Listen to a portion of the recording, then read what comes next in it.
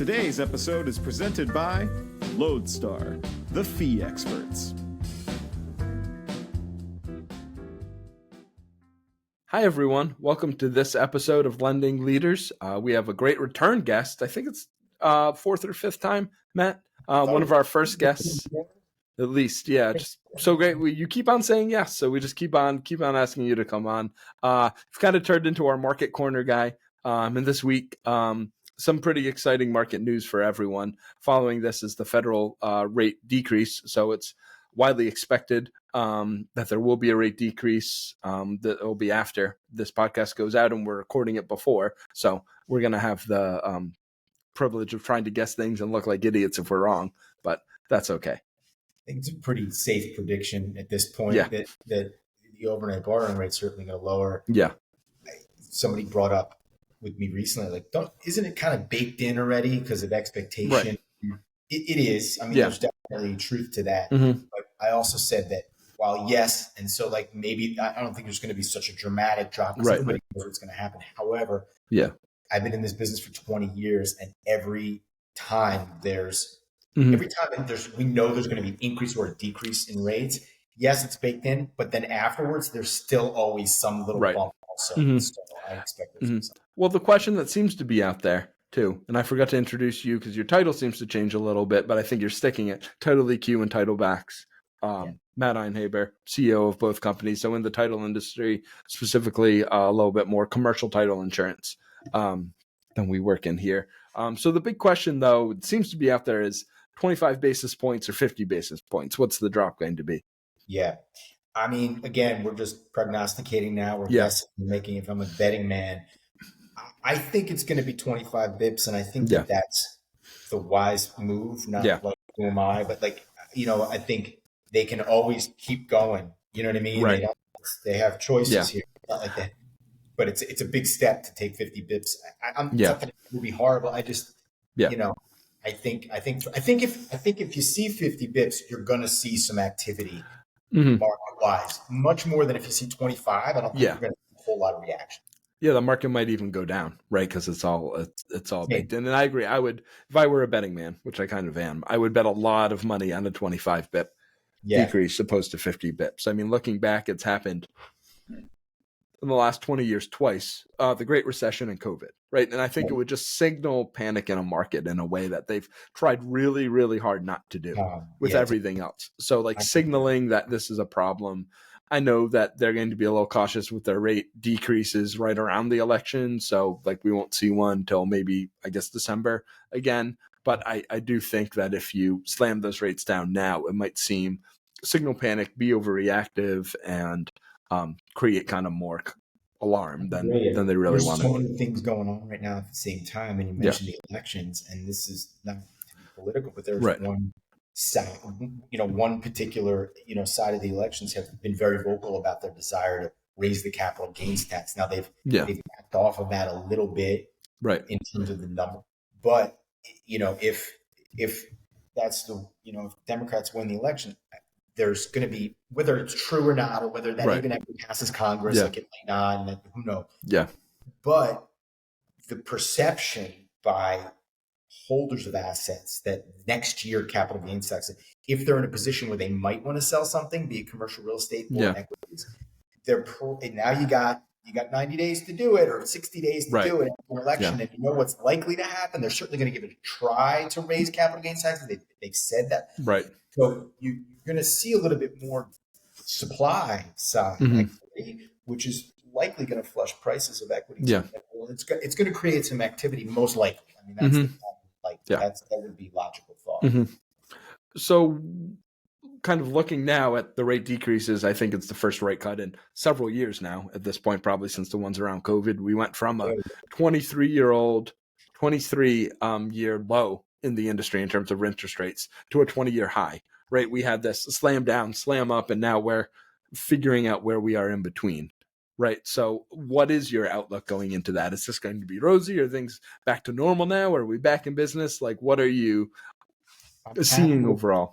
I'm happy that we have a lot, as much as we do now behind us. You never know how much is still in front of us. Yeah. I'm thinking this to if I'm driving a car down the road, and I just at 60 miles an hour, and I just jerk the wheel to one side as hard as I possibly can. Yeah. I.e. COVID, right? Like when you're like, oh, I got to straighten out, and you straighten out, the car's actually going to go straight again. It's going to fishtail. You're going to go back and forth like this until it straightens out. And each fishtail is going to be a little less than the last one, but there's going to be that's kind of what we've been in for the last 4 years. So now we're fishtailing back. Now we're going to try to illustrate. What I'm about to say means nothing at all, but I can say that, and this is means as much as stars are aligned, and I'm a Taurus. But the longest sort of trough period that I've seen in my life, and that most people have seen in their lives, and that our economy and our society has seen in many, many, many decades since the 70s, was the Great Recession, right? 2008, but really 9, 10, 11. It was 3 solid years, maybe a little more of a trough. And it was a rough trough. And now we've been in 2.5 solid years of a pretty serious trough, the effects of which have nearly different reasons, different kind of talk. But so by that measure, 2.5 years of being in this space is a pretty long time. Yeah. It's a very long time. And so the prospect of, okay, now that soft landing, I got to hand it to them. I didn't think in a million years they were going to pull it off. I was like, they might be pulling it off. And so, now the interest rates are going to come down a little bit, normalize a little bit. What I do think, and what concerns me, is that housing demand is still high relative to supply. That's not going to change anytime soon because we're undersupplied in housing. Well, I mean, prices are going to go up, right? No ifs, ands, or buts about it. I think it's under 6 and or 5, whatever. Which is what everybody thinks, and I agree, is like a palatable kind of a pricing for most people. The demand's going to come right back, and the prices are going to shoot right back up again. So I don't know how you manage that without keeping those rates high. I don't think the days of 3% are coming back. I think that they're going to have to. No, but even with that, no, I don't think we're going to see that again for a while. But you have 2.5 years of 6-7% mortgages out there that will still be refied, right? And that's going to be the immediate bump, the bump of the purchases. To your point, who knows? Until we solve that inventory problem, until more people sitting on 2.5 interest rates put their houses up for sale, right, or need to move or whatever, we're not really going to see a huge change. Time's got to pass. More time than we realize, more time than you think's got to pass.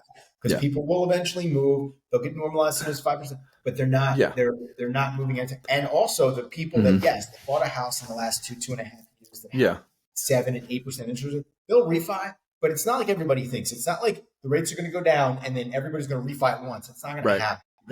Some people, it's going to be a drip. I mean, a month or so ago when the initial jobs report came out, we saw a bump probably about 10 to 15% in volume on applications on our end.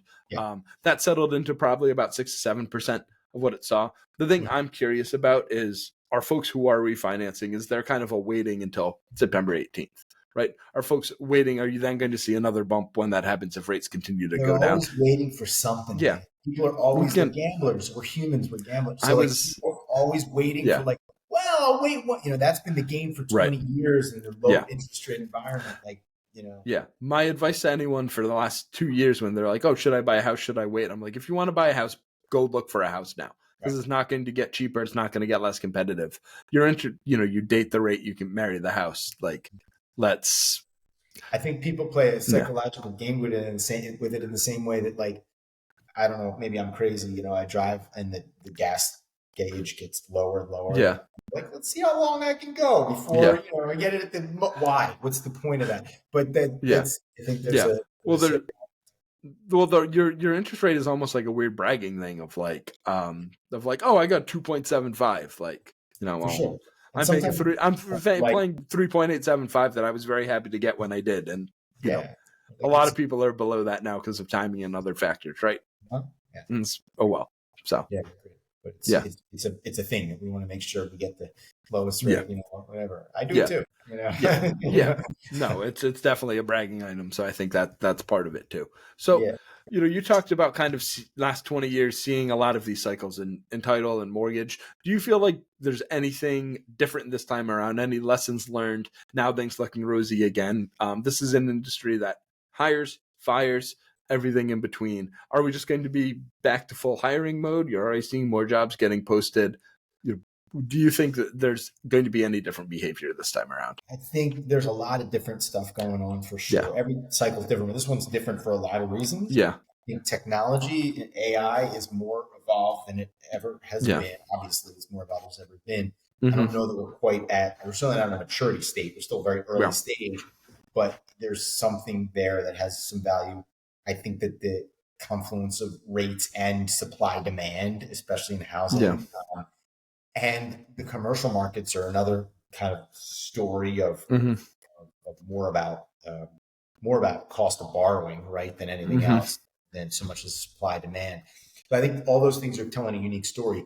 But you said, like, have we learned anything? I hate to say, like, no. Yeah, but that's a good answer. No, I think that's probably how we would answer it. Yeah, like, I think that we want to say we've learned stuff, but it's like anything. Often human beings learn the wrong lessons. I think they're like, I had a bad relationship, so now I'm not going to be in a relationship anymore. Like, that's probably not the right lesson. Right. You know what I mean? You're probably missing something. So, similarly, like, oh man, that sucked. We're never going to do what X fill in the blank again. Right. Yeah. I think that happens a lot. So what did we learn? And we've never seen this kind of, like, again, from rate wise and supply demand, we've never seen it, that the wheel of that be jerked around so quick from, like, no demand, full demand, no demand, and now it's going to be like a little bit of demand. So it's going to feel like a bump, but and it's not going to be pedal to the metal. Like it's really not, but the demand it's more fuel for the demand to grow and come back, which is great and what we want, what we need. But yes, and that's a good thing. That's a healthy thing. Yes. Rebuild, wisely. Yeah. So last question, what are you, between now and January 1st, right? What are you looking at most closely when it comes to the real estate market? Honestly, I'm looking most closely at the commercial real estate market. I'm looking most closely. We've been, a year ago, we were like, you can smell the reckoning, you can just smell it. Yeah. There are definitely, more, there's more paper in some stage of default today than there. That's growing. Opportunities, like 18 months ago, there were no opportunities. And you were like, people just aren't letting go. The banks are kicking the can. Today, there's definitely way more opportunities are there. They exist. Yeah. Some of those deals are hard to work out. But they and a lot of people, especially, assets that traded in 2022 are overpriced, many of them, but and banks don't like to take losses, but there are opportunities out there. Yeah. And there will be more and more opportunity for people to wriggle themselves free of bad debt, bad paper, as environments changes, rates change, and that changes demand. So that's a really interesting thing, because I think we get, and I don't know, like, as I sit here, I don't really know what the thoughts are broadly about where we stand in terms of multifamily inventory, like how full we are with demand of multifamily. But I mean, I can tell you with single family inventory, especially for consumer purchase, like, there's just not enough houses out there in the world. There's not. And that's the cost of building something then kind of dictates what you can sell it for, and it makes it tricky for, if you can only sell $800,000 houses and build them, like, it's going to limit who can buy them, what the housing affordability is. So there's a lot, and it's so critical. Like, people don't really, everybody thinks that you can put price controls, and you can't do any of that. At the end of the day, supply and demand is like gravity, man. You can't escape it. It's a natural law of the universe. And I mean, folks on both sides of the political aisle always say we need to make housing more affordable. All right, good luck. A lot of people have tried. That would be great, but it gets very complicated very quickly. Way to do it, which is like anything else. If you want to make something more affordable, the supply needs to outstrip the demand. Period. Build more houses. Don't cut title insurance. Build more houses. That's it. Yeah. There's more people who want to buy than there are things to sell. So you need more stuff to sell. Right. It's so simple. It's really, now that's a hard thing to do because housing isn't, you don't turn on the factory and start spitting out. It takes a lot of time and money. Well, but, you know, you got to make it easier and more palatable for builders to build. Well, there we go. Future HUD Secretary, Matt Einheber. Talking about his, we'll see. Well, Matt, thanks for coming on. I'm sure there'll be something crazy for us to talk about soon enough. We really appreciate it. Yeah, man. Thanks for having me. Have a good one. I love coming on, Jim. Yeah.